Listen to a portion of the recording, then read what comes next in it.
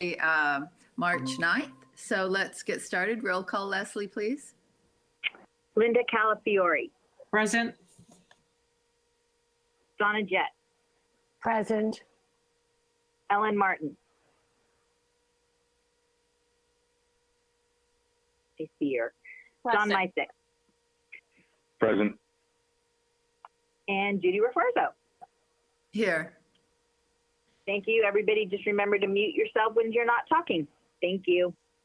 Thank you, Leslie. Announcements from commissioners. Do any commissioners have any announcements they'd like to make this morning?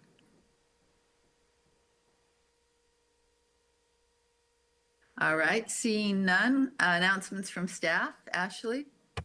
The one announcement I have is an apology. I wrote you guys a nice staff report about the summary from the council meeting last week, and it didn't make its way into a packet. So you got this confusing, floating timeline for the Forest Theater, but I did present on more than just the Forest Theater last week. So I will give you a very thorough update when we get to that item, I promise, and I apologize.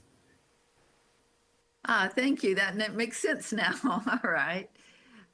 Okay, public appearances. Anybody in the public who would like to speak on anything that is not on this morning's agenda?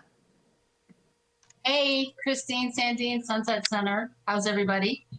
Good. Welcome. Hi, it's nice to see all of you. I just wanted to take a moment to introduce Beth Bowman, who I don't believe is in Google Meet, but she's on the phone listening in. She's the January recently appointed new managing director for Sunset Center, and she's been with us for almost 2 seasons. I'm moving into more of the artistic director role for the organization, and therefore I'm hoping I can actually be more involved with the committee. I've attended a lot of meetings in the past, and as have our staff, and so that's my announcement for today.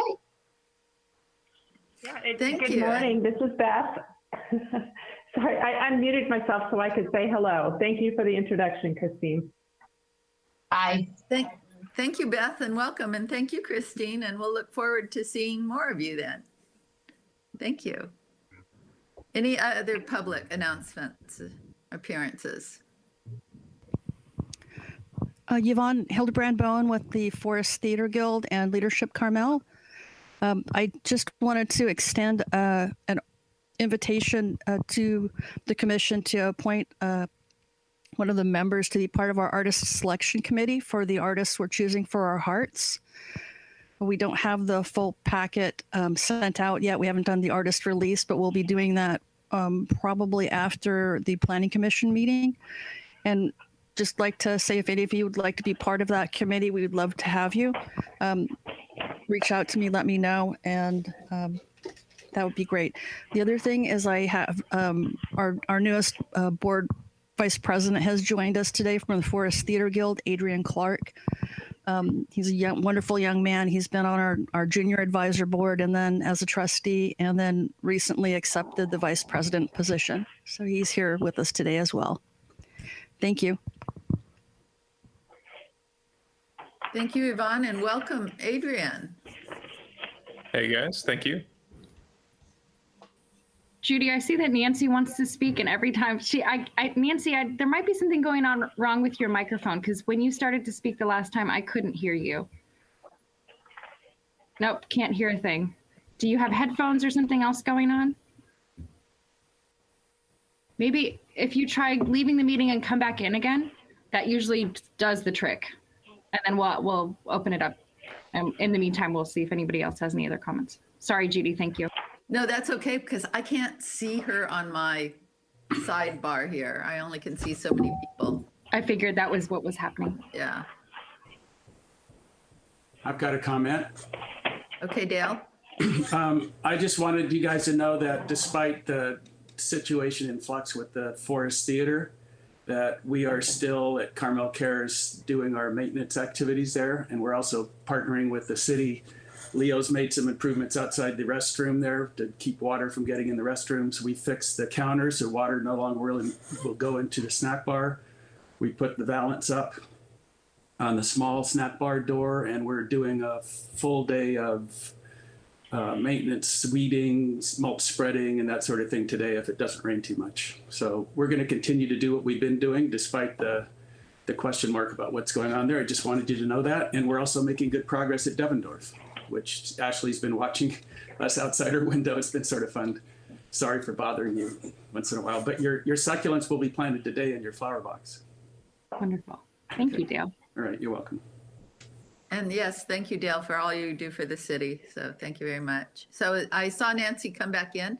Are you there, Nancy? Nope, we still can't hear you. Okay, she'll put stuff in the chat. Perfect. Okay, and then when she does, I'll read it. Everybody take a look at it in the group chat comments. Okay. All right, so should we wait, Ashley, or shall we move on? I'm not. Nancy, go ahead and type. We're going to move on to the next item. Wanda's going to present for Carmel Neighbors because I know she's got another commitment. And then once Wanda finishes, then I will read out your comments for the record, okay? Perfect. All right. Okay, so welcome, Carmel Neighbors. Thank you. Can everybody hear me? Very good. Good morning, everybody, and thank you, CAC, for having us. I'm here with Chris Campbell. She's on the telephone, and we wanted to tell you a little bit about Carmel Neighbors. Some of you may have heard of us. We started about a year ago this time. It was the brainchild of Councilman Jeff Barron and former Councilwoman Jen Ramers, and it was an organized group of citizens that were concerned about our neighbors in Carmel after the pandemic shutdown. And so what we wanted to do was to reach out to the city's most vulnerable. And so what we did is we formed a volunteer group, and we reached out to people that were in need. So the people that were afraid to leave their home to do grocery shopping, they needed check-in calls, their dogs walks. So we've been doing this for about a year. We meet once a month. And while our group has kind of shrunk in size, we still help a handful of citizens in Carmel. The biggest takeaways that we learned were that a lot of people in Carmel were already being cared for, which is a wonderful thing about our community, which we really appreciate. And so we thought, well, what else can we do with this wonderful group? You can learn more about us at carmelneighbors.org, but we're starting an initiative called Neighbors for Neighbors, and I'm going to let Chris talk about that right now. Hi, this is Chris Campbell. Can you hear me? Yes. Good. My apologies for not being able to join the meeting, but I live my life on Zoom and had trouble getting into Google Meet today. So anyway, I thank you for letting us discuss this. One of the things that kind of began to occur to us over the year that we were organizing volunteers to help people who were shut in and had difficulty with the COVID restrictions was that we realized that it would be a good thing if we could help neighbors connect with each other.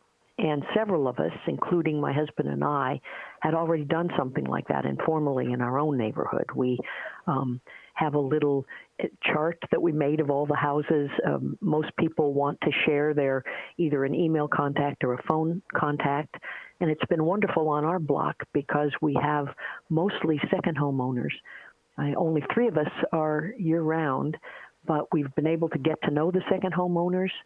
And it's created a feeling of not only neighborliness in a very casual, non-intrusive way, but we've been able to help each other out in all sorts of ways. You know, you notice a leak in the irrigation system of a second homeowner. You can call them. They can get in touch with their gardener. We've shared assets like generators. I let a second homeowner in our neighborhood use our guest house for her daughter's wedding.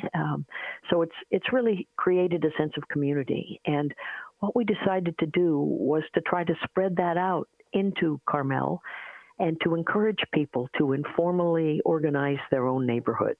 And it's been wonderful to see it start to grow. And we're right at the point where we're going to try to make a real press to encourage people to do this. It isn't an invasion of privacy. There's no central collecting point for all these addresses and contact information. It just stays in the neighborhood, just a block or 2.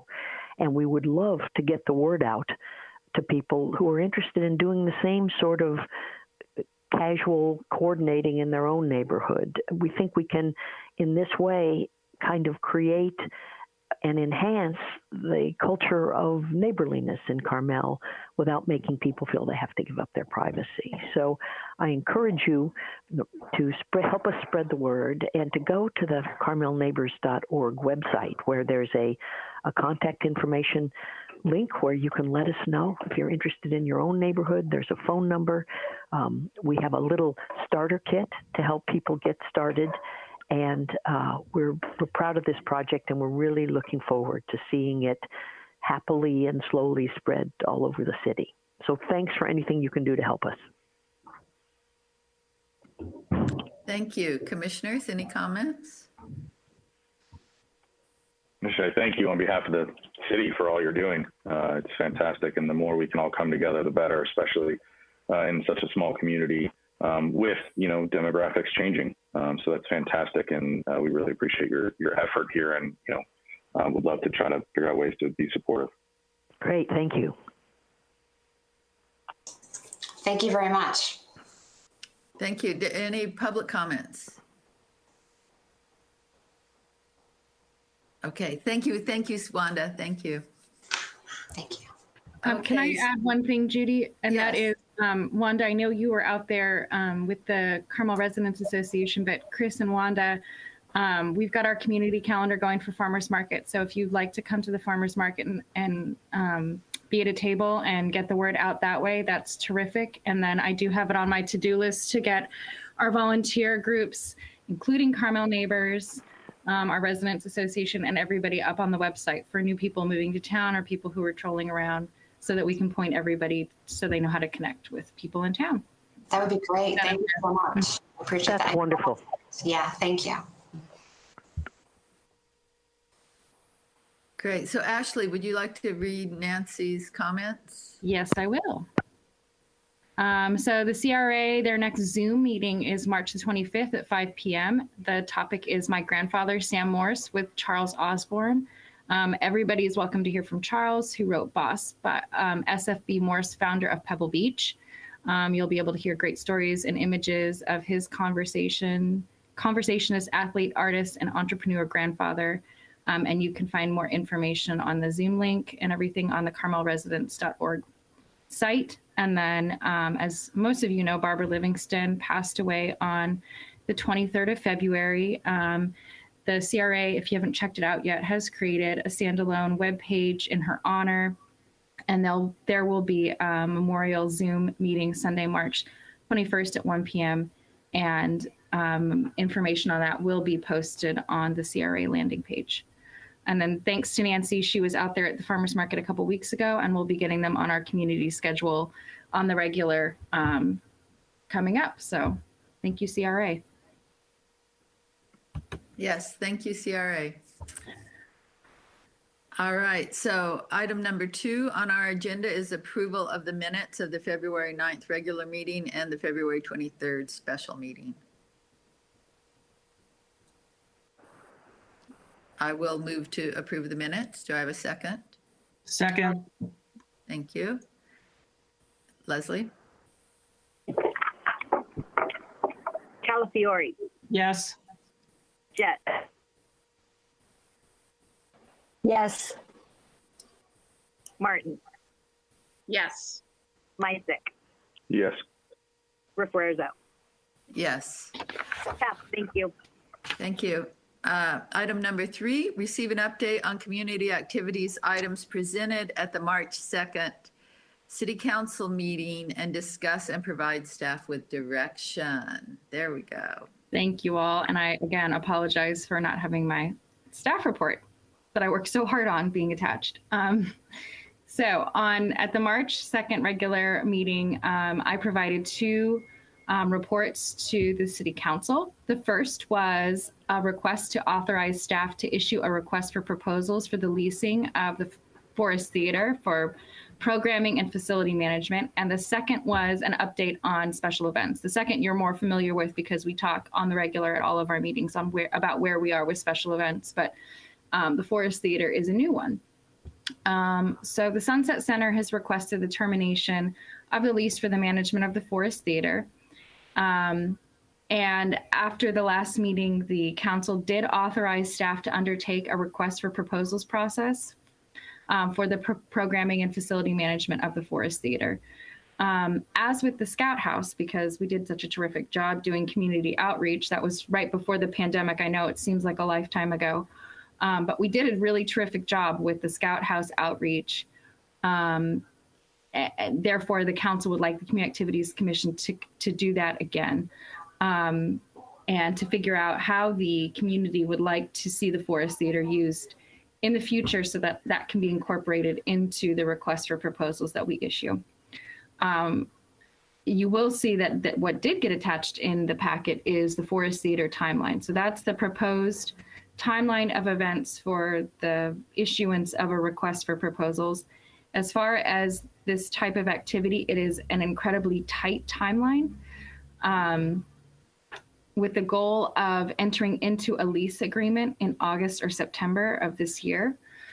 I have already created and issued an e-survey regarding the use of the Forest Theater that went out on Friday, if you guys received the Friday letter, and it's on the homepage of the city's website. I also did share it out with the Carmel Chamber, the Residents Association, Sunset Center, PAC Rep, the Forest Theater Guild, all of our local groups that I could get a hold of so that they could share that survey out. And impressively enough, within that first day, I had 28 respondents, and as of this morning, 103, which for a survey is bananas responses. So, and we're not done yet. One of the two other ways that I'm proposing that we can get some additional responses regarding the use of the Forest Theater is potentially conducting maybe a shortened version of the survey at the farmers market this coming Thursday or next Thursday. And I would request that commissioners, if you are available, be there to help Leslie and I, if you're amenable. And the other proposal is a workshop, a virtual workshop, sort of akin to what we did for the Scout House. So if you'll remember, we were all there at the City Hall Council Chamber, and we had a conversation with the community about what they, how they felt about the community, who they thought was in the community, and what they saw for the Scout House going forward. So it would be that same type of thing. Date to be determined. I had plunked in March the 18th, but it turns out there is a Climate Change Commission meeting that night. So popular night for things happening. That's a Thursday.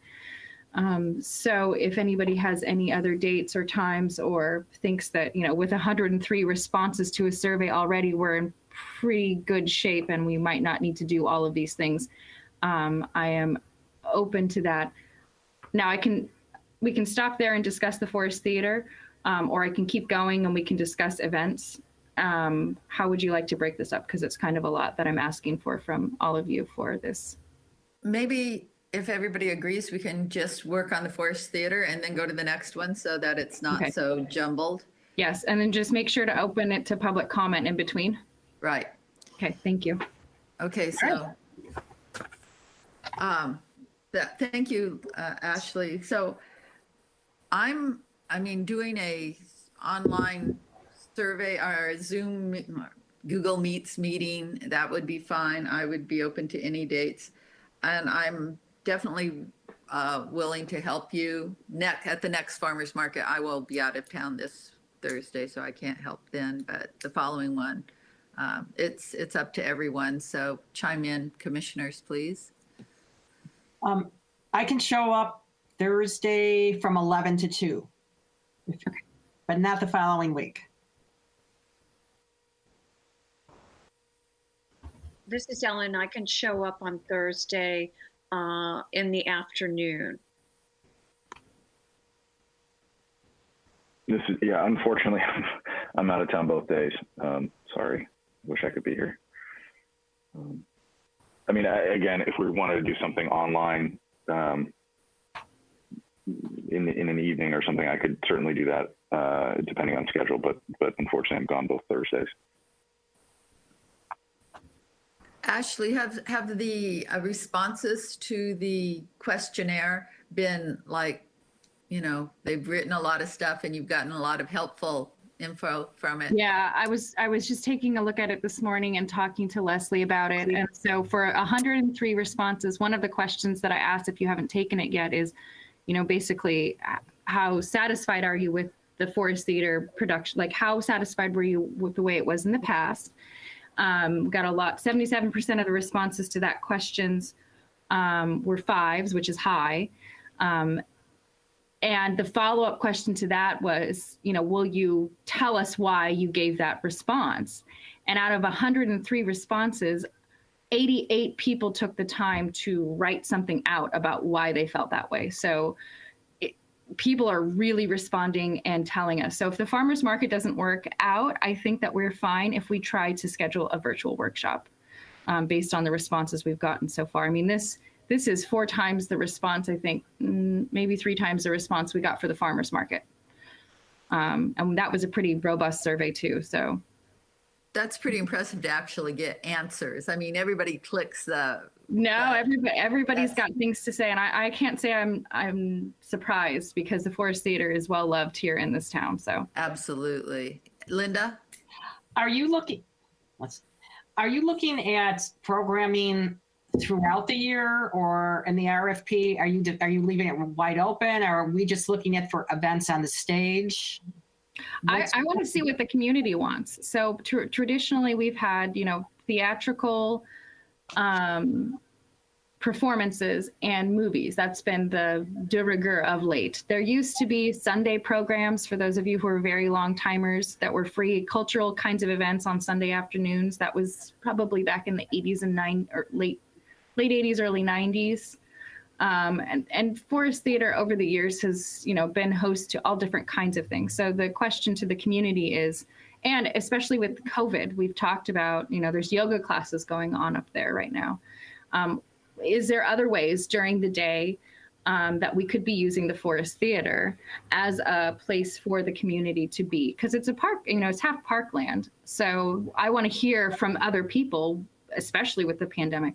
What are your thoughts about how we could best use the Forest Theater? I had another question about the financial viability of how the city is looking at it. I mean, is it supposed to be self-supporting by just the programming?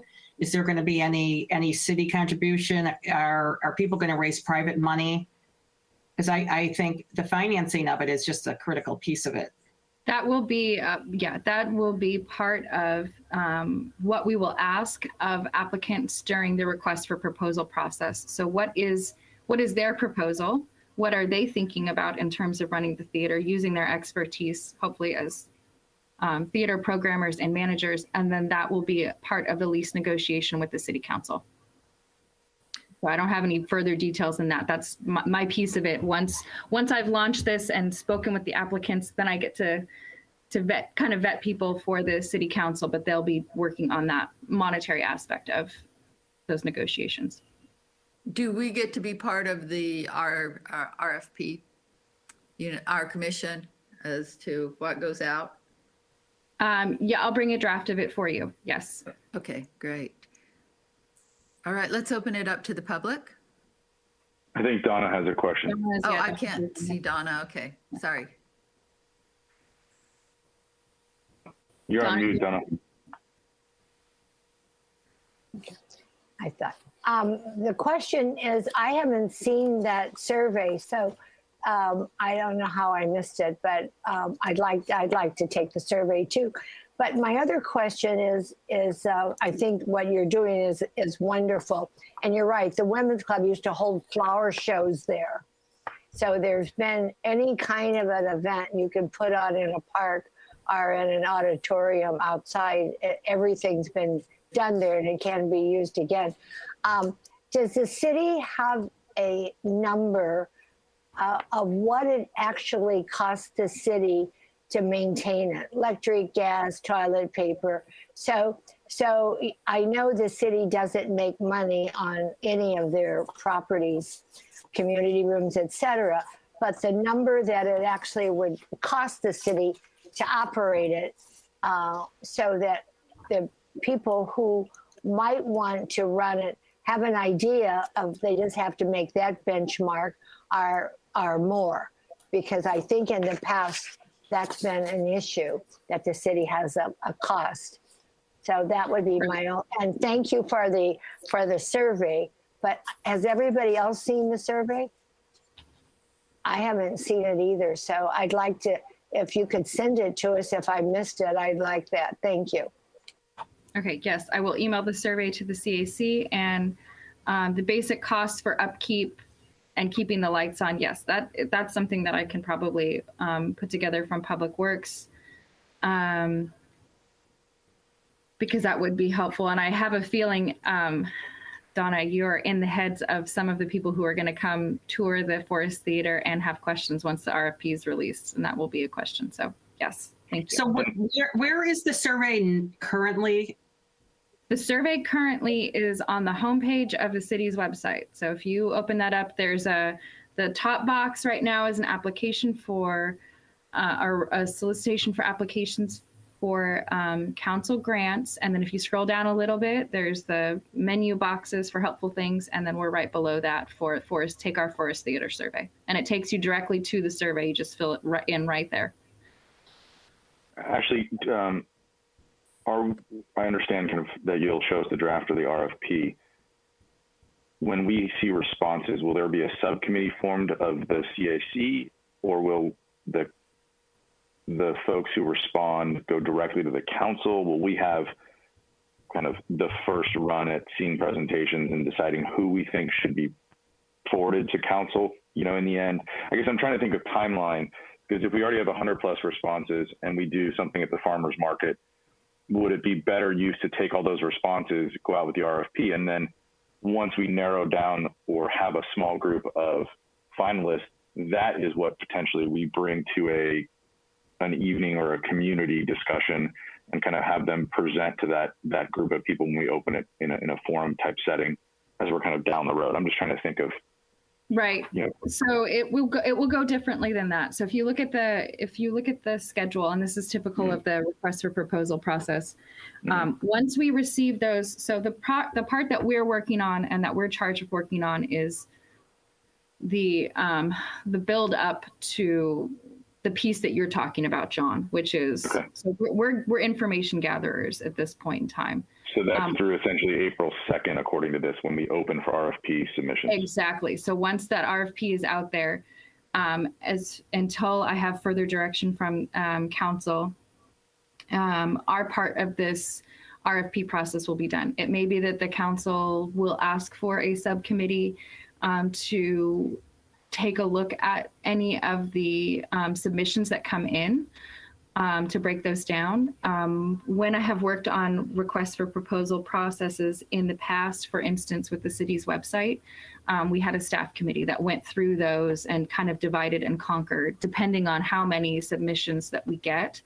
And then recommendations are made, for the next step. It's just like a kind of like a job interview process where you review the applicants, you recommend people for the next process, and then further on from there. So that piece is not included in this because it has not been set in stone yet. So we're just getting to the point where we've got proposals, and then we'll take further direction from council after that.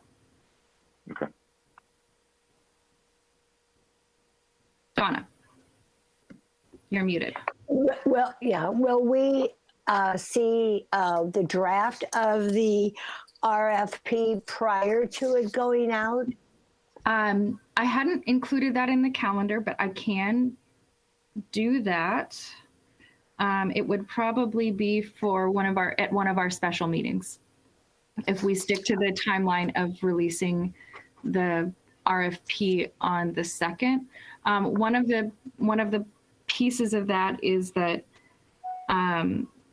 us going over the draft of it puts it out there in the public sooner than that April 2nd date. So I do have a draft started already, surprise, because it's an in-depth process to write one of these types of proposals. So we might think about forming an ad hoc committee. So a couple of you can give me some guidance and take a look at it, as we've done in the past for our reviews for policies. I find that helpful, and other projects that we've worked on. Thoughts, Ellen?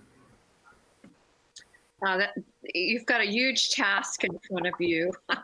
But I think it's really important that, when included within the proposal is, the financial documents, because, that's a big piece of it.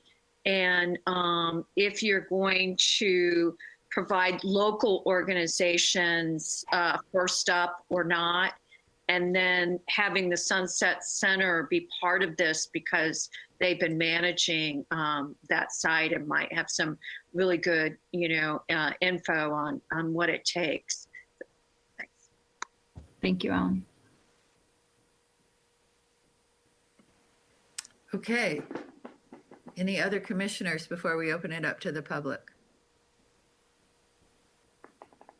All right, let's open it up to the public. Anyone have any comments? Hey, it's Christine again. And I just wanted to offer that, of course, we're available to provide feedback or input during this whole process. That's a part of the reason why there's 3 of us on the call today. I just wanted to comment on the public survey and applaud you, Ashley, for getting that together and really getting it out. That is something that we asked the council for before we agreed to take the theater on. It didn't happen at the time. It's very gratifying to know that's happening now, because we were given one set of guidelines and instructions for operating the theater, which I won't go into because they more than likely are very different at this point. So, but we can comment on what our experiences have been. I just want to talk about the survey for a minute, because again, I've thought a lot about this in the past. I think it's great that you got 100 responses. I think it would be important to get as many as you can. And what I would really like to understand is who is actually responding. Because my concern would be if it's just representatives of folks that are interested in managing the theater, that could end up being pretty skewed responses. So I was just curious, Ashley, if there's a way you can actually track, that these are actual Carmel residents, community members, or potential theater goers from around the area that have, informed thoughts about what they'd actually potentially pay to see there, or how they'd enjoy the theater themselves. That's just one thought I would add. Thank you, Christine. Those are really good points. Is there to that point, is there a list of folks who've bought passes, or, can we work with the Sunset Center to see who's purchased tickets in the past and send this out to like past theater goers or something like that? 100%. Absolutely. And also, I just want you to know, we have a March newsletter going out, and we will provide a link to the survey for you as well. We have 40,000 people on our email list. So the only thing to know about that is that there would be a good number of those recipients, probably about 65%, that are outside the Carmel zip codes. So I guess that's another part of the bigger strategic question, like, is this venue really, should it be exclusively for Carmel residents, or is there a bigger vision like there is for Sunset Center, to attract tourists to the area, to utilize that venue? That absolutely was the charge for Sunset Center. And when we took over the Forest Theater, that was the charge. It was, hey, Christine and your team, go over there and work the magic that you did at the Sunset Center the last decade. And it turned out that was not at all what the community wanted from us. So that is part of the reason why we've asked to hand it back. We just don't really know.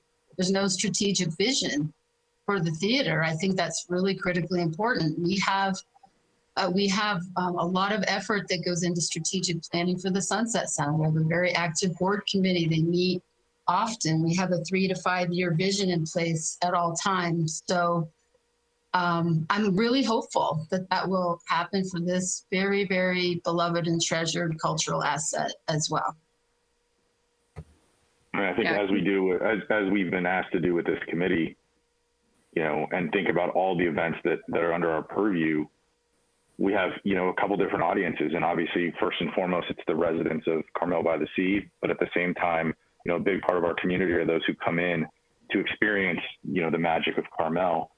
And I think as we're thinking about any of our events, we've got to think about both groups and make sure that we're servicing them both with decisions that we're making as a committee. So I'd love to utilize that list to make sure we get a broad set of responses. And perhaps we add, something in the survey that says, are you a resident of Carmel-by-the-Sea or not, and let them check it. And that might give us a little bit more information when we send it out to that broader distribution list. But I'd hope that we're thinking about kind of, both residents and also those who are coming in to experience what we've created here, because that benefits us all. Yes, I agree 100%, John, because before we lived here full time, or even before we bought our house here 20 something years ago, we would come and we would want to go to the Forest Theater because it was so charming and so quaint, and that was a draw here. So yes, it has to fit both the residents and the visitors, I think. So that's a very good point. So, all right, anyone else from the public want to chime in?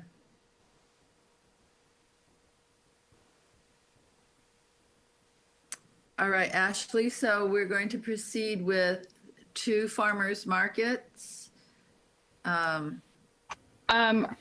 We can proceed with 2 farmers markets. Linda, you said you're available this Thursday. I mean, logistically, it might be hard for Leslie and I to do 2 farmers markets. Okay. So if we pick one, that would be helpful. All right. Or again, with the number of surveys, we might just focus on doing a virtual workshop, and we should nail down a date for that, an evening for that. And we can either try to struggle our way through that right now, or I can send out a doodle poll. If that would be helpful for the next week or so, and figure out which evening works best for everybody. That would be fine. Let's figure that out now. Oh, okay. All right. That's what Ellen says too. Okay. All right. How much notice do we need to give, in order to make sure that we have an audience? Because I don't think it's that helpful if it's a small group of us.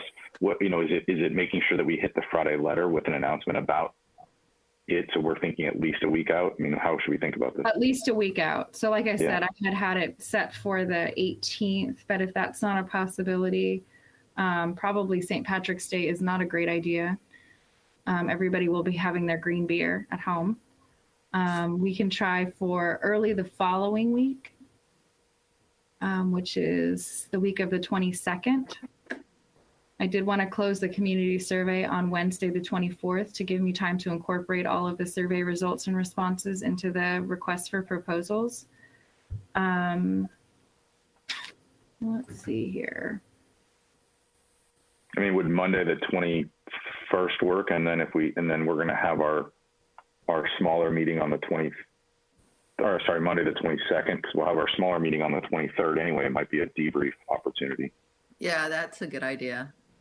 Okay. What time? So 5, Does that work? Does that work for everybody? I just wondered when, Christine, when your email goes out, because would it be good to include that workshop link in this email that she sends out? Yeah, sure. I can wait until, you're confirming the workshop time right now, it sounds like. Yes. It'll go out before then. You said March 22nd? Yeah. Mm-hmm. Yeah, it'll be out probably next week. Okay, perfect. So you can include it then in your thing to let people know on the 22nd in your email blast. Yeah, Right. that would be a nice compliment to the survey. Yeah, and what I'll do, Ellen, is do exactly what I did when I released the survey on Friday, which is contact Christine, Nancy, Jenny at the chamber, and make sure all of that information goes out to the broader community. So we hit the residents, the business owners, theater attendees, and et al. And make sure that's about that. Yeah, exactly. So I have a email list that includes Carmel residents who parents of our art camp, and then who come to first night, that I can also do an email blast with some. Yeah, if anybody knows groups they want to share this with, that is absolutely terrific. And I will email out the link again after this meeting to this group so that you all have it to share with all of your people. So back to Monday, the 22nd. What time are we looking at? 5, 6. Does anybody have any time constraints that day? I don't. No? Yeah. Earlier, later? How about 6 o'clock? I say 5 o'clock because people eat at 6. But Okay. We're all eating at 4. Well, with the pan, you can just eat whenever. We can snack our way through the meeting. Okay, so let's say March 22nd at 5 o'clock. Yes. Okay. And Nancy Toomey does a great job of posting all these things on Facebook too, and Yes. all the different Carmel sites. I see them there. So I've seen them everywhere. So this is good. Ashley, Yes, Donna? let's make sure I keep losing myself on this screen. Will we have an agenda or how this will be conducted prior? So if we wanted to have information or prepare? Yes, you will have an agenda. I have a draft agenda already that was kind of based on how we worked the Scout House meeting. So you will have an agenda. Thank you. All right. I think we can move on to the next item, Ashley, under this.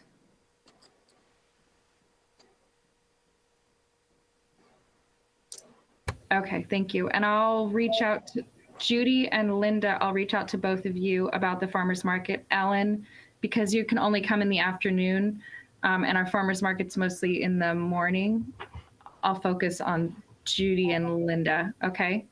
Okay, and if I can come before, after 11. So if After you 11. want me on the schedule, then fine. Okay, I will communicate with all three of you guys. Okay, so moving on, and thank you all for your Forest Theater input. It's going to be quite a project for us for the next couple months. So the second presentation that I provided to the City Council was an update on events as they stand through Car Week 2021. So as we've been discussing, most outside event organizers have canceled their events through spring 2021. And some are considering scheduling for fall. The Surfabout's still on the fence because they're outside or mostly in the water and spaced out, so they're not quite sure. And of course, since I wrote the staff report that was initially submitted to the council, things actually now seem to be on the upswing and more positive when you listen to the news, as I do. However, I did recommend, as we discussed, that the City Council cancel the city's Memorial Day ceremony and the 4th of July celebration. And council's response to this was, okay, yes, but please have the Community Activities Commission work on alternates to mark both events. So I had already been in touch with Post 512 Auxiliary, who previously laid the flowers for our Veterans Day ceremony and our Memorial Day ceremony in 2020. We were conversing about their participation in the farmers market, so that was great. And I asked if they would be willing to do that again for this coming Memorial Day. And they are. If there's anything else that this commission wants to discuss with regards to that, I mean, we've got our upcoming meetings. That's not until the end of May. So we can do that. And then for 4th of July, I think that just as we did with the Pumpkins on Parade and the Lights by the Sea campaign, we should form an ad hoc committee for the 4th of July. Council was keen on seeing something that would be a good alternate to that. One of the reasons for canceling that event is for all of you who have been to our 4th of July celebration in the park. It's absolutely packed, which is wonderful under normal circumstances, but very difficult when we take a look at that to figure out how to socially distance everybody when we have people packed like sardines, putting their lawn chairs out at 8 a.m. I mean, you could only have, oh goodness, like 15 families in the park, if you did social distance circles. So that would be my request to the Community Activities Commission, would be to form an ad hoc committee to work on what can we do for the 4th of July to keep people engaged. And that is my report on events. Ashley, I want to thank you. I watched the city council meeting and you did an exceptional job on both your presentations. And I was really impressed. And so thank you. You did wonderful by us. Well, you guys have been doing a terrific job. And I have to say, kudos to you. We got a shout out. That was one of the things I forgot for the announcements. We got a shout out from Councilmember Tice for the farmers market being so wonderful. And you guys have done a tremendous job over the last couple years of really turning this commission around. And we talked about for the strategic plan, but making us a commission of confidence, where it was one of the first things that the council's turns to us for advice on what the community is thinking about. They see the work that we're doing. They see that our community groups are attending our meetings and that we've got our finger on the pulse of things. So good job, everyone. Donna? Oh, I'm sorry. I had forgotten to thank Nancy. And if you've checked out the women's, we decorated for St. Patrick's Day. So again, our windows and our trees have some decorations. Even though I know green beer may not be flowing, or it may be, but we're trying to keep engaged with the community and celebrate. So check it out if you drive by. Thank you, or walk by. And actually, maybe there's a way. I mean, we keeping in line with what we've done now at a couple different, for a couple different holidays. Maybe there's a way for Memorial Day and July 4th to combine the two and start giving out flags, like miniature flags at the farmers market, and flags around Carmel or something, some way to say like, hey, put one of these in your yard for Memorial Day, or and again for 4th of July. Keep it, and we can give out more obviously before the 4th. But some way to kind of, bring some color and memorialize, obviously, the fallen. I think that'd be just an idea, but I think we should, we've been pretty, I think so far the giveaways have been pretty well received in the community. And I think just coming up with something at least that we can do would be fun. Sounds like you want to be on an ad hoc committee, John. I'm happy to be on an ad hoc committee, always. With this team, always. Do we want to form an ad hoc committee now, Ashley? That would be very helpful. I mean, this group as a larger group has excellent ideas, but from a working perspective and keeping me on track, the ad hoc committee system has worked really well when you guys kind of work together and then come at me with things and then we parse things out together. It's worked very well from staff perspective, and I really appreciate your guys' help. Donna? I would be on the committee with John, since I was on it the other time with Linda, so to sort of mix it up. And this would be for Memorial Day only, or would it include July 4th?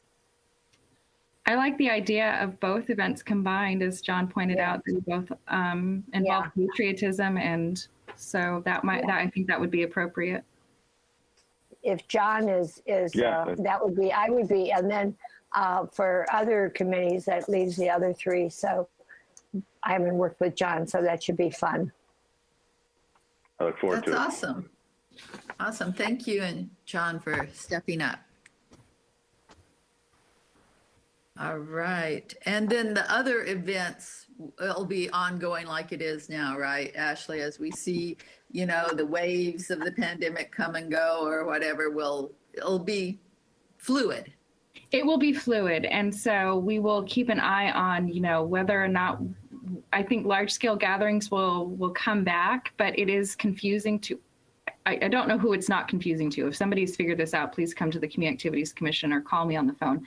When we talk about, sporting events might be able to happen in the next tier, but no large scale gatherings, it's very up and down. So we will continue to monitor. Our big thing, of course, is the safety of our community, our residents, people who are working at events, people who are volunteering for events like yourself when we start to get large groups of people together. So how do we do those things? And I am meeting this afternoon with one of our Car Week event organizers to kind of talk through what Car Week could look like. So our next event after 4th of July that the city organizes is the Sandcastle Contest. And somewhere I bookmarked some sort of template thing for, if we can't encourage everybody to be down at the beach all at the same time, an alternate. And I think it was the CRA that had a suggestion for send in your picture of your contest or your sandcastle. So we'll keep talking about those at our regular meetings and our update meetings for, okay, we know what the events look like, but what could our alternative be? And in some cases, we may too have to scale things because of staff, or we may be looking to you guys for more help in planning the events, because we're still down one full-time person. Donna? You're muted, Donna. Has the city given out any permits for August and September? We have not issued any special event permits for this year. No, we've reviewed them from what they were last year, but we have not issued any permits with the exception of film permits, but no special event permits. Okay, let's open it up to the public. If anyone in the public would like to talk about the cancellation of the Memorial Day and 4th of July and future events. Right, and I do want to make it clear that the events are canceled in their previous format. They're not canceled. We're not. You Yes. made that extremely clear at the. Yes, that there was some clarification needed at the council meeting. So just for the record for this meeting. Right. 4th of July and Memorial Day are not canceled. They'll just be different. Hey, Ashley and team, it's Christine again. And I just wanted to remind you, Ashley, that last year we had talked about an extremely modified version of the celebration of 4th of July at the Outdoor Forest Theater. So I'm not even going to hazard a guess right now as to what that could look like, but just want to let you know that we're open to continue that dialogue as we look to producing some outdoor activity at the Sunset Center. We did get clearance, as you probably all read, that as soon as April 1st, we're able to gather safely and socially distanced, masked, all that. For events, live events that have audiences, as long as they have advanced reservations and their own designated, seat or spot at a quote venue. So we'll be looking to do some more mellow activity, probably not in the north lot, but right out in front of our box office lot area. We had purchased some really nice outdoor furniture for one of our fundraising events, a gala type event a couple years back. And we're looking to sort of also set that up as a very small, maybe 50 to 60 persons entertainment type venue that other artistic groups in the community could also utilize and enjoy. Because there will also be scheduling conflicts at the Forest Theater. There are 2 user groups there that will be utilizing it. So we're working in collaboration and coordination with those groups for anything that does happen there. And of course, we'll talk to folks like Dale and others in our immediate community about what those events will entail and whether there will be impact on the neighboring community. So that's that on events. Good luck. It's been a really horrendous year, as we all know, for event planners. Thank you, Christine. Okay. Ashley, I've got a comment. I heard this week from one of our volunteers who has a relative who's involved with the Concours, and she heard that they have approved going forward with the event this year. I don't know how if you've given any thought to that or if you've heard that.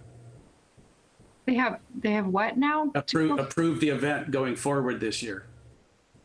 Nothing has been approved for. So as far as the city of Carmel-by-the-Sea is concerned in the Community Activities Department, nothing has been approved as of yet. So you might want to check into that because Dale, it was very positive. Yes. I volunteer at the Tour de Elegance on the Thursday for the past, 10, 12 years. And the letter that I received is the big event is on, but they are not sure that they're going to have the thing in the park, the lunch in the park. They're not even sure they're going to drive through Carmel. Okay. But the tour is on. but it may not go through Carmel and it may not have lunch in the park. All right, just that's Right, good. right. So for Car Week, everything is still uncertain. And as I said earlier, I will be talking with our other Car Week event organizer, Concours, on the event, which is Tuesday this afternoon, to discuss what an event like that would look like. We're still going to have some COVID restrictions, and I still don't know when the large scale gatherings. I mean, as Christine mentioned, you know, advanced reservations and assigned seating, 50 to 60 people is nothing compared to the draw of Car Week. So, and one of the things I've been impressed by, I will say this, when we've been issuing film permits is the production, and we've only issued a small handful of them. And the production companies that we've been working with are absolutely stringent with their COVID protocols. Nobody is messing around with that. And the importance of that right now and maintaining that as we go through so that we can keep on this positive track for COVID cases going down and everybody getting vaccinated is of the utmost importance. So, but it does add an added layer of complication to event planning. And event planning is already complicated enough when you've got boatloads of humans and trying to corral them. So, Dale, I'll try to make that clear that we're still in the process of planning for Car Week and planning for, you know, what that will look like. But nothing has been officially approved. No permits have been issued. And until that permit's issued, as far as the city of Carmel is happening, then that event's not going to be going forward. I'd also like to repeat your the commendation for your job the other night at the council meeting, because you brought up some incredibly good points and how complicated this is. So nice job. Thank you, Dale. All right, anyone else? And we'll move on if I don't. All right, thank you. Receive an update on the farmers market and discuss. Item number 4. So the farmers market is just bopping along. I will, in addition to sending out a link to the Forest Theater survey, I've made some updates to the farmers market section of the city's website, so our community activities pages. I now have all of our vendors, our current vendor list up there, and I'll be putting up the spotlight. Also included is information for community groups wishing to participate in the farmers market. And when we're going to be adding on the homepage of the city's website, in that middle section, there's the calendar to the right-hand side. We'll be adding the weekly farmers market to that. And when you click on that, you'll be able to see what community group is going to be there that week. So you know who's coming. So if there's somebody that you want to see, and we'll try to get the word out that that's going to be there. So you know when the CRA is going to be there, or the Women's Club is doing their decorative gourd selling in October, and all of our community knows that. So we'll try to get the word out about that. If you all were at the market last week, it was bumping. You know, everybody's in and out, and we have new vendors coming in. And I think we're just about at capacity at this point in time with our vendors. The latest ones to come in are the macaroons. We have cheese and butter now. And there's one at the end who's selling sandwiches and more delicious salad dressing. But other than that, we're going to be just maintaining the status quo until we can start factoring in things like small performances, like working with Sunset Center to do small musical group types of things in the park. That will be the next step for the farmers market moving forward, as we've discussed. Linda? I had a question. You mentioned we were at capacity. So what defines our capacity? How many booths we can fit into the market. And right now, I will say that we've got things spaced out, probably a little bit more than we normally would because of COVID. So we may be able to add in. We're, I think, at 30 vendors. So it's the amount of space that we have to make sure that our traffic flow is good. So once COVID is over. Yeah. So does that mean we can add vendors? I think we could probably add some more vendors in, and we can talk to our market manager potentially about using the park in the future. The one challenge with using the park for anything other than something special is that it's a challenge to load in, load out. And it's a little bit, if you're standing, though, I will say thank you to Dale. If any of you have been over the park and if you've seen the work that Carmel Cares has done, it looks great. You can actually see into the park now. So you may have better visibility for things going on into the park, because that's been a challenge in the past, is seeing that there's something happening there or it's a space that you can be. So I think we could probably expand out into the park if we wanted to in the future, Linda, if it keeps growing.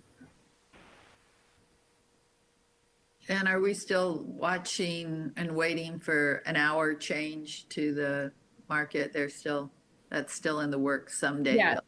Yeah, at some point we'll do some community surveys about that. That's on my list of things to do, to ask us. I think once we get through the next couple of months with the Forest Theater, because that's on a very strict timeline. We don't necessarily have the same type of thing with the farmers market going. And so we'll look at developing a survey for the farmers market to say, hey, if we did a special one night a week kind of pop-up thing or had an extended market, I think I like the one day a week, one day a month, extended hours type of thing, if that's a possibility with the vendors. But that we'll explore that as we get maybe later in May or early June would be a good time for that. Great. Anyone want to chime in about the farmers market?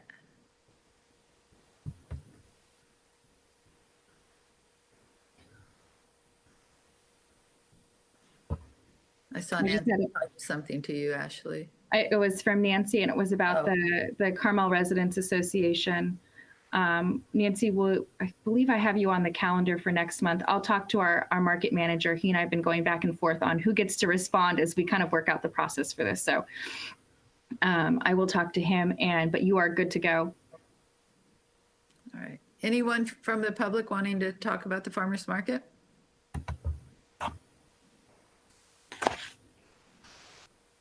All right. Item number 5, strategic plan. Everybody's favorite item. Nobody's eyes glaze over when I just went over the strategic plan with the library. Excuse me, I didn't get a chance to talk about the farmers market for the public. Okay, Joe, I'm sorry, I didn't see you there. Okay, may I go now? Sure. Okay, this is Joe Todd, Carmel, and good morning to commissioners, and also kudos to you, Ashley. I was at the meeting Tuesday night, and you were Tuesday afternoon, actually, and you were really great. Thanks. And the one thing, some of the things that I wanted to suggest here, like 1, parking passes for the vendors, 2, large signage for the farmers market, and 3, some kind of signage for the 6-foot distancing rather than social distancing, but 6-foot distancing. And then I think that the surveys are really great, but in addition, at some point before we make any changes, if we could revisit the original ad hoc committee information, just as the mayor has set up his ad hoc meeting for the parking, restaurants parking on the street, if we could set up an ad hoc committee in keeping with the program committee of the commission, that would, so we could, discuss these items sold at time of operation, that kind of thing.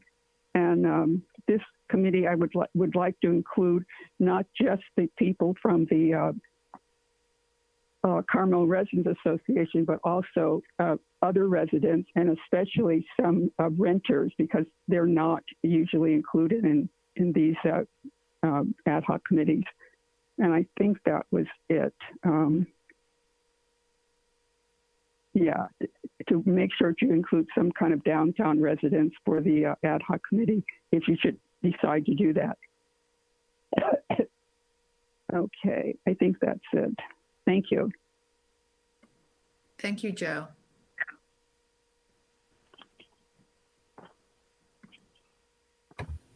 All right, Ashley. Yes, so for the farmers market, yes, we can look at, we'll continue discussing and doing our farmers market update weekly on where we are, and we can decide a path forward later in May for the potential to form an ad hoc committee, whether that's necessary since we've been talking about this as a group, and since it's running well, whether there's problems to be solved that would necessitate an ad hoc committee, or whether we can discuss it at these meetings, which are open to everybody to attend, residents of any type, residents, owners, second homeowners, business owners, everybody. So we'll continue to do that and look at the farmers market more in depth in late May, early June. Thank you, Joe, for your comments. Yes, thank you. All right, back to the strategic plan. planning. Yay. Okay, so since our last meeting, I know I overwhelmed all of you last month with a review of our strategic plan, which we mostly completed, which is terrific. So I took a stab, and I'm going to present on my screen now. I've joined the meeting twice, so you can see.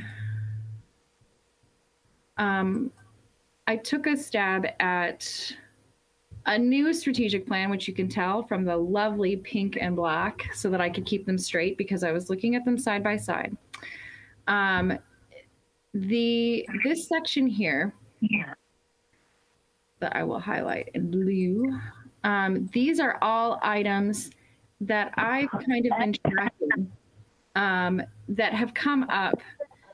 Can you make that bigger for us? You bet. Let me see here. Oops. Better? Yes? Very good. Okay. So this section blue, I just started going through my notes, previous meetings, things that we had discussed, project types of things that we've been working on discussing that hadn't been completed, new things that had come up that kind of tied in with what we've been doing previously. So that I want to keep everybody's forefront right there. I just started making myself some notes here. One of the things that I did was I started to look at what our previous goals were. So we had been looking at, our goal 1 had to do with communication. So we're looking at new communication opportunities. We've really done a good job of our communications plan. I think as small and simple as it is for the community activities department, where we're putting up posters and we're getting the word out through the Friday letter and we're doing surveys on the website. So these things are all getting better. Of course, there's always room for improvement. This strategic plan, going back, I want to make this a 3-year plan. That 2 years seemed to come around really quickly. And so I think we could dig into a 3-year plan, knowing how successfully this, I think, worked as for our group to keep focused on. It was helpful for us as staff to know where we're going. Someone was saying earlier, about the strategic direction of the farmers or the forest theater. These things help keep us on track so that we know where we're going, why we're going there. So I think for goal 1, communication continues to be of the utmost importance when we talk about what we do as a commission. I think communication, they all sound very similar for important reasons. I left some of these things the same, but I'm open to wordsmithing and happy to share this document out with all of you. I did include our previous strategic plan in the packet, so you have that in front of you to kind of compare and contrast, but this has been a working document as these things occurred to me that I kind of have a tab open all the time for this strategic planning. So previously the goal was, we lost Donna, to consider opportunities for new communication tools. We've kind of grabbed what tools we could use, and we've got our communication plan. So I would say that goal 1, I would propose to change that to maximize our communication opportunities. So making sure that we're talking to all of our community groups, that we've got, a steady email list planned out, that we're a regular presence in the Friday letter as to what we're doing. And we continue to invite community groups to our meetings. The second year objective, and I didn't propose, I kept our first year objectives in here and didn't do any tweaking on those. I just wanted to establish what the goal was and to give you guys some something to brainstorm off of. I kept the second year objective as well, which is to work with the City Hall admin on a social media policy for Facebook, Instagram, Twitter, Nextdoor, all of those things. City Hall still hasn't gotten there yet. And I will say that the library, and I've spoken about this before, has been engaging in social media with our Facebook and Instagram accounts that we've had for a number of years. And it is very labor intensive and time consuming.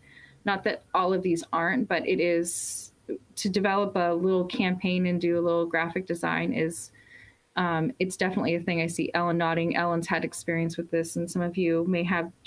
Donna does newsletter stuff for CWC, and doing it well is, and thoughtfully takes some time, which we want to do. So I'm not sure when City Hall will get there, but I think that we're doing a good job with the outlets that we have now, and I'd like to continue on with that.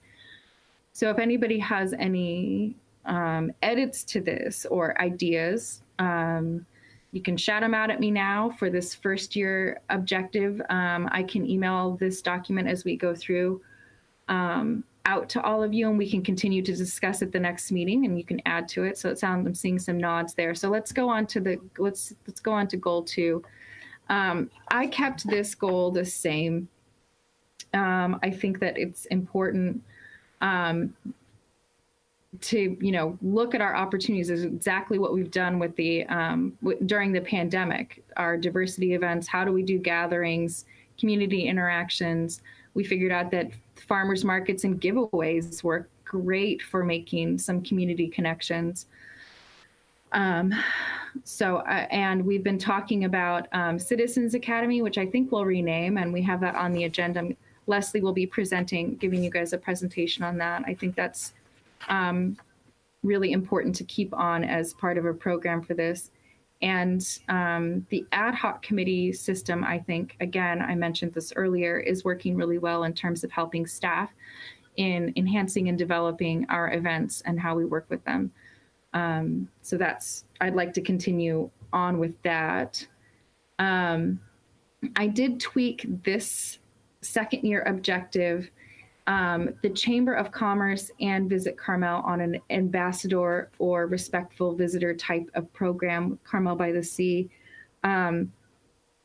We had included this in the previous strategic plan as identifying respectful visitor types of programs and determining how Carmel-by-the-Sea can model or connect these.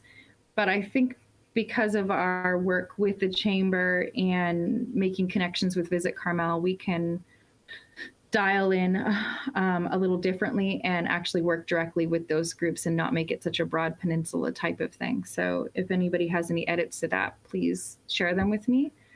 I did take out goal 3 and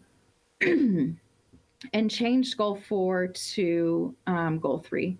And one of the reasons why I did that was some of the things that we have included in our strategic plan are ongoing types of things, which is fine. And I think that we'll include those. However, the majority of these should not be, ongoing items. They should have a completion date.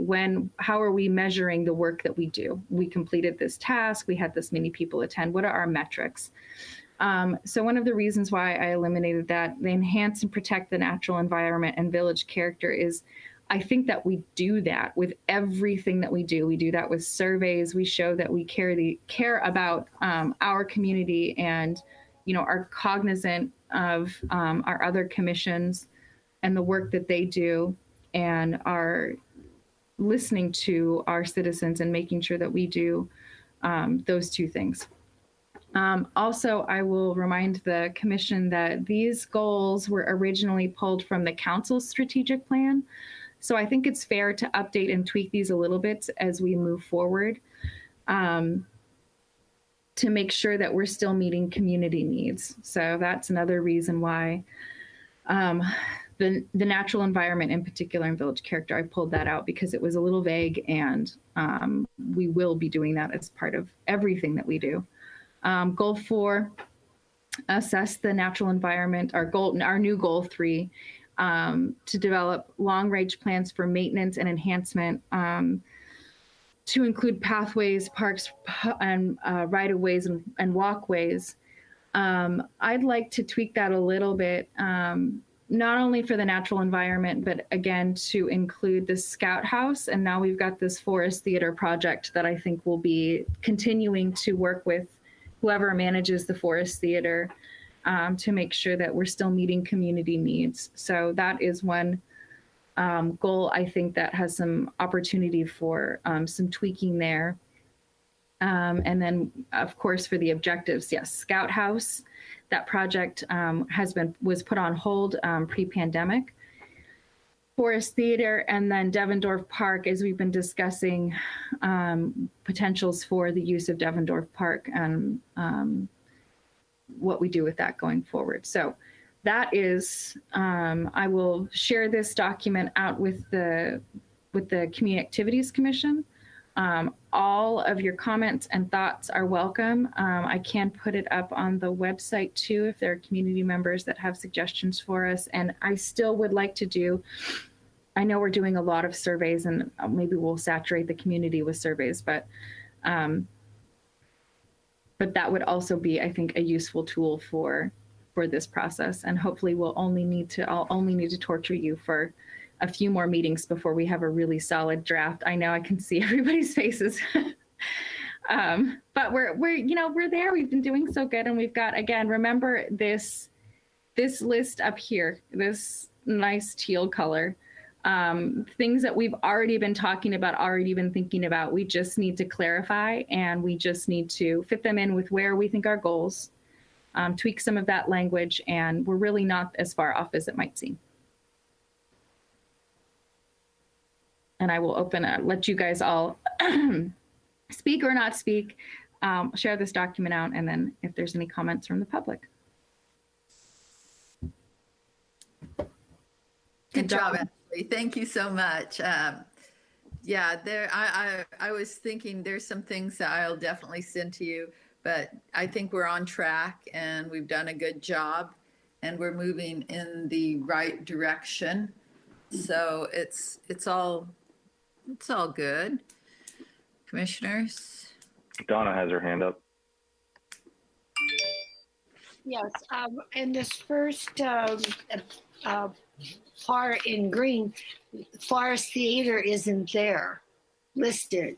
And I know there'll be a contract that will go out, but it will be, as you had mentioned, there it is, and that we would oversee it in a very small way, be it improvements, etc. So that was my one comment. And the rest of it, I had read through and written many comments. And under goal 2, the only thing, develop pilot programs for community events. I had just added decorating for holidays. Even after the pandemic, that might be something we want to continue as we go forward, as sort of be known a little bit that, oh, if we go there for a holiday, it'll be very festive. And I don't know if, we want to continue it, but it's something that seems simple and that's working. So that was one of my, and of course, the Devendorf Park is one of my favorites. So I'm happy that we can work on some additions for that. Thank you, Leslie. I read it several times. And it was very short, so it wasn't awful to read. Trust me, I thought it was great. Yeah, I like to keep my strategic plans short. If they're longer than 3 pages, no one's going to make their way through them, and they won't be, I think, useful documents. So short and sweet for me for strategic planning. And I will note, if you look at the very bottom of this, I forgot I included this because I love to fall down semantic rabbit holes, but I started thinking about the meaning of community. What does this word mean? What is the definition? When we talk about community, it's so vague and amorphous sometimes, and we consider us the Community Activities Commission, but what are we linked by geographic region or common interests, or who are we as the Community Activities Commission. So anyway, I added that to the bottom of the strategic plan, just something for us to think about as we go through this and think about what we mean when we say community. Just throwing it out there.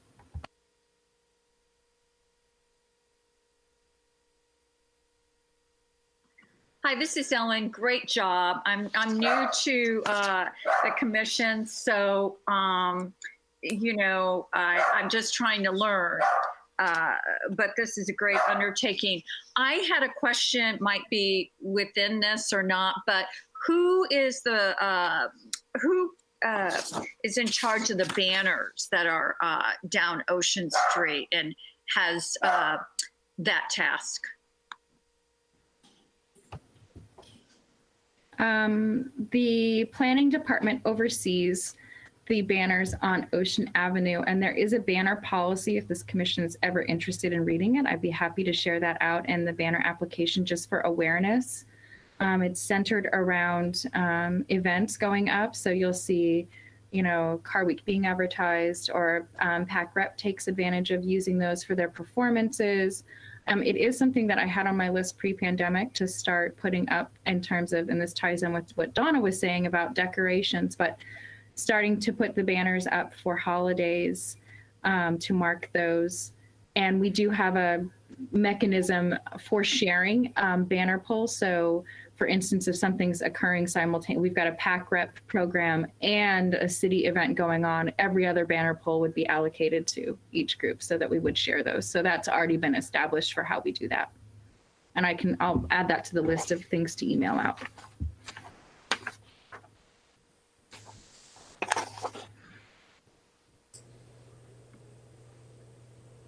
Okay, and I think that we could incorporate, I'm going to add that into the list of banner polls, because we do work with the Planning Commission on that, but I did have a couple inquiries while we had the pandemic going about the use of the banner polls. And I think it would be an interesting thing for us, and it ties in a little bit with public audit in terms of what we do as a commission. So I'll put banner polls on here for us to discuss.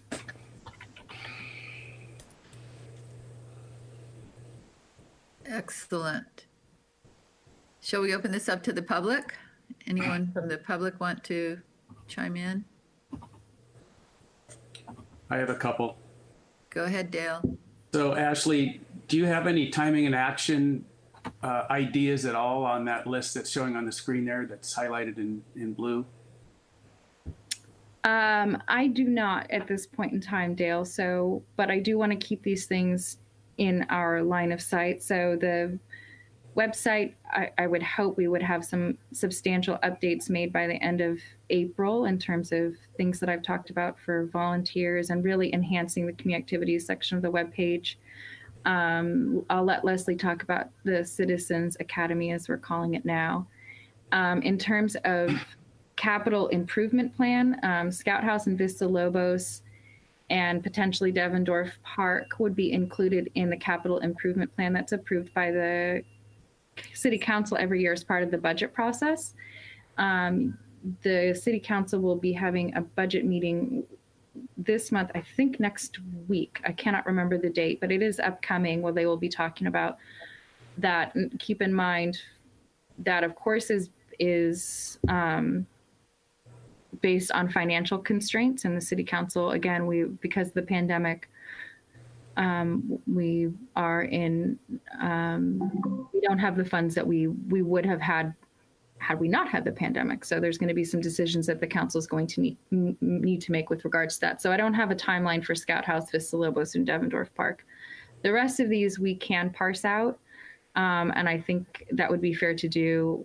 Farmers Market will be ongoing, but public art, our art policy, as we just saw with Leadership Carmel, that will need to be scheduled in. We can set a goal for, a completion of that. Forest Theater has an end date in terms of the RFP process, but whether or not we are charged with overseeing that contract going forward will be up to the council, and that could be added in. And then banner polls, as we saw, we'll just talk about too. But Dale, will be part of our process as we go through the strategic planning. So I have in my brain loose dates, but nothing concrete at this point.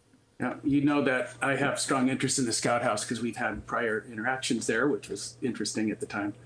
But I'm going to be surfacing that pretty quickly, so I just want to give you a heads up on that because I'm finishing my latest project and I'm not going to do another one on my own. So the next one is the Scout House, as far as I'm concerned. So that's a good thing.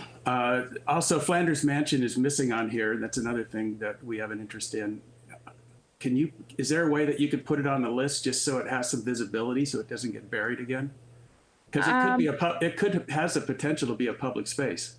It does have a potential to be a public space. However, I'm not, at this point in time, I'm not going to add it to the list. That has been right. So how that's been handled in the past, and I think that the council will want to go forward with that, is to seek somebody to continue on with the curatorship. I mean, we've in the past gone the community space route and looked to sell it. Curatorship, I think, will be probably the most viable option, and that will be something that the city will try again. And the Scout House and Vista Lobos are clearly stated in the municipal code as a charge of the Community Activities Commission, which is another reason why they're included here. Flanders Mansion is not. So while we do have interest in anything that the community could do, I do hesitate to add everything in, because we then will become the everything, everywhere, everyone commission, which that's not good. Yeah, it's not good. We do need to have some focus with this. So at this time, I don't want to add the Flanders Mansion, but thank you for the suggestion. Great job. I'm really excited about this document and in the fact that Judy's got a team now that can really execute a lot of this. Thank you. Thank you, Dale. Anyone else? All right, so we'll all be sending Ashley our recommendations, and Ashley will bring it back then. Yep, wordsmithing welcome. Yes. If you are so inclined. Okay, I guess this one's going to be Leslie. Receive an update on staff progress developing the Citizens Academy program and discuss.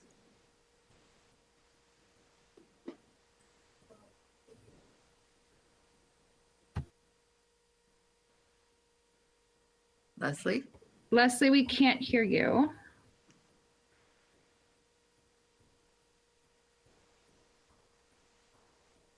I think she's logging back into the meeting or unmuting. Nope, we can't hear you.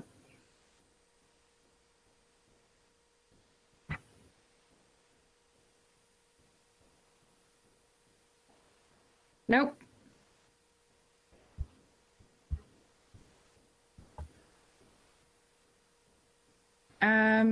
Okay, come in here and I'll put my mask on.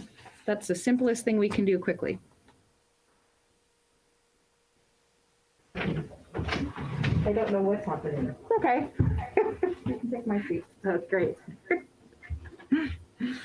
Okay. Sorry, we're getting feedback. I just want to say thank you to Ashley for writing the staff report. And I do have a PowerPoint presentation, but I decided not to give it because we have thought about this, and the best way to do one of these academies is to do it in person. And so we're going to put it off till fall of this year if we can do that, or spring of next year.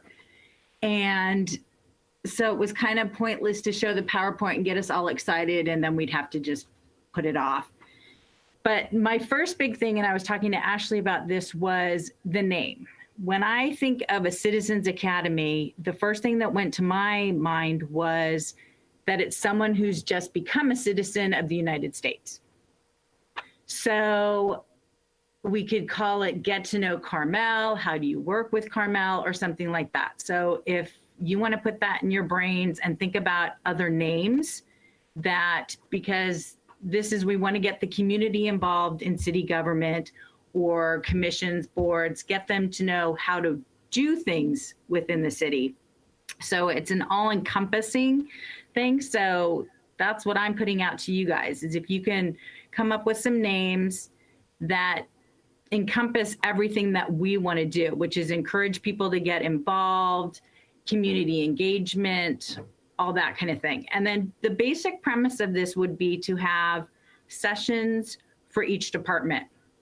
So we'd start out with City Hall, getting to know what's available at City Hall, finance, admin, city clerk, that kind of thing. And then each department would have a chance: public works, police, fire, ambulance, safety, the library, and community activities.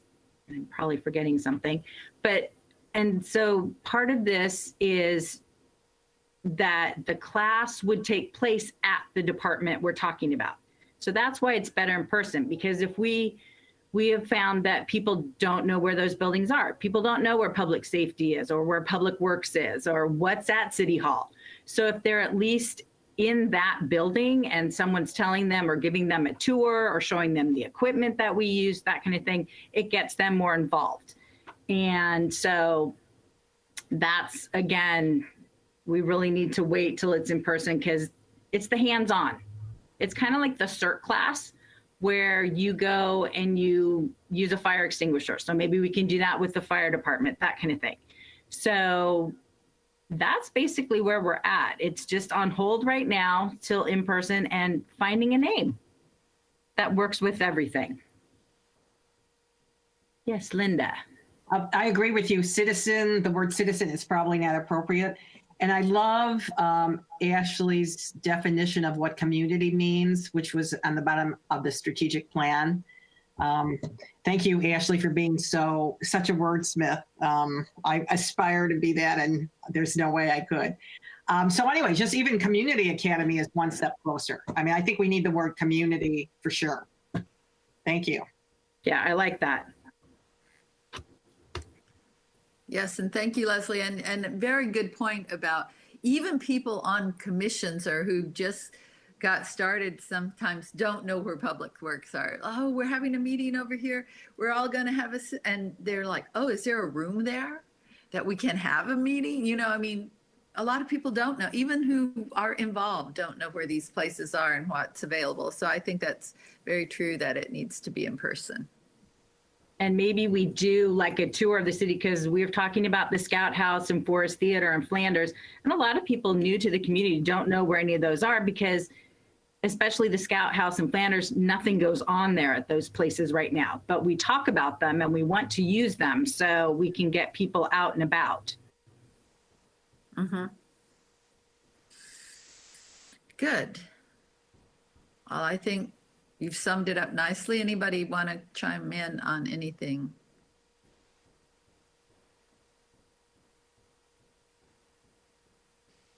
Anyone from the public have anything to add?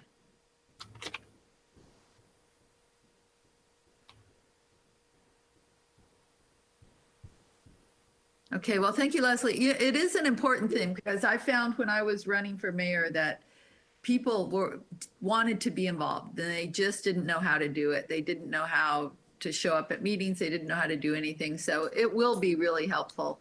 And I appreciate you guys moving forward with this, and we'll keep it on our burner for later on this year.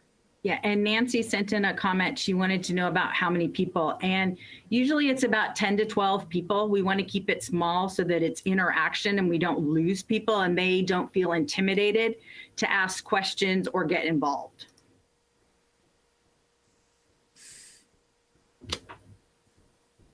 And if that's it, I'll give you back to Ashley. Thank you. Thank you.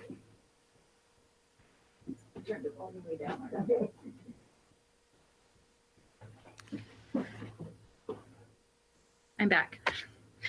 Welcome. And thank you, Nancy, for your comments.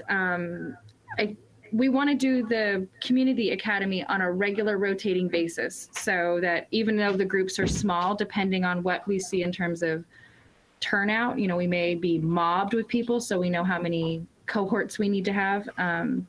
Or it may be a fall spring type of thing where we only have small. That's the interest that we get. We'll see. All right. Last item, receive updates and discuss the 2021 special events calendar for the city of Carmel-by-the-Sea. And we kind of did that, but go ahead. We kind of did that already. If anybody has any thoughts about, and I would encourage everybody to start thinking about our fall events, what those will look like: Sandcastle Contest, Pumpkin Roll, City Birthday, Home Crafters, Veterans Day. It's a little out of order, and then tree lighting, holiday tree lighting. Because those things will creep up on us sooner than we realize. For instance, we book the tree lighting or the tree decorations, and we put down a deposit for that in June. So that's how soon things start to happen. So it's never too early to start to think about those things. And because I know Nancy's here, I still have it on my queue to-do list. And I know that there's been some talk about the Ocean Avenue medians, not only for holiday lights, but just the Ocean Avenue medians and fencing going forward. So I've been talking to Public Works about that and seeing when we can talk to the Planning Commission about it. So that has not fallen by the wayside, not directly. That's something that we need to start to think about sooner rather than later. So it will be holiday time before we know it. Mm-hmm. And no matter how COVID is progressing or going away, we'll still we'll still do everything we did this year. And so we still need to plan that far ahead. We still need to plan that far ahead. Exactly. Last year, we did an absolutely terrific job, but I think, and thank you to both of my ad hoc committees for the pumpkins on parade and the lights. But I think I hope we all agree that it would have been nice if we had a few more weeks here and there, because it felt very tight. So we've got that luxury now. So everybody start brainstorming, and we'll do more ad hoc committees and keep brainstorming together. Great. All right, future agenda items. I know I would like to add what's happening with the Leadership Academy. I'd like to get an update on that maybe at the next little meeting. It goes to planning. Yes, that is correct. It will be going to the Planning Commission for consideration tomorrow evening, the meeting starts at 4. Okay. So if you're all interested and want to tune in, I'll be there with Wanda. Oh, actually, maybe Wanda can't be there, but Scott and Shannon, who are both here presenting, will be there with me, and I'll be giving the presentation to the Planning Commission. Okay. Anyone else have anything they'd like to add to the next meeting?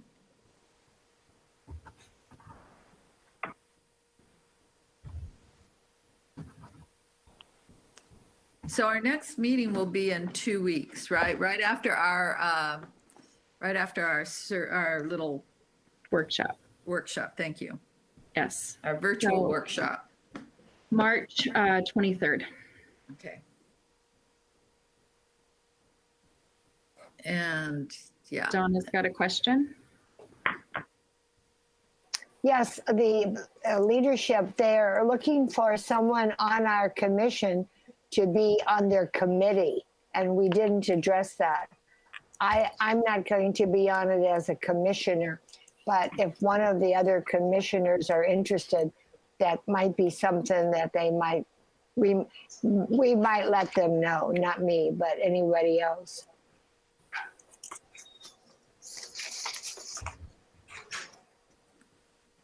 Okay. Yeah. Ellen? You're talking about for the Hearts? Yeah, so they're looking for commissioners to if anybody wants to serve on their committee that's going to be reviewing the artist submissions. I can put my name up at least. Why don't we let me think about that and whether or not we need to go through. I know I tend to skew bureaucratic, but let me think about whether or not we need to go through a process for that. Ellen, I may bring it back at the next commission meeting unless everybody wants to, unless there's anybody else interested in serving, working with. No, I'm going to be on that, I believe, but as not from this group, but from the community. Right. But so far, I mean, it's not a for sure. I think they've asked several people, and then they're going to decide how many. So I don't know. Yeah, and one of the their reasons, process. one of the reasons why that's my reaction to that is because we do need to revise the art policy. So I don't necessarily want to set a precedence with if people come to us, then we are demanding to be on their committee, or we're setting up an expectation when it might not be appropriate, though it may be very appropriate. So that's my reaction to that immediately. So I'm making note of it for the update for Leadership Carmel, and I'll report back on Tuesday the 23rd on what happens with the Planning Commission meeting, and we'll revisit that at that time. Does that seem reasonable, Ellen? Yeah, I can see where there perhaps would be a perceived conflict of interest if a commissioner was voting on the art. But right. Yeah, so maybe a non-voting, whatever. Yes, something like that. All right. I think we can adjourn. Thank you so much, everyone, and I'll see you all in 2 weeks.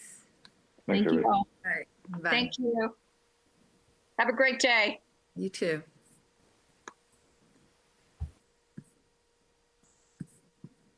Leave.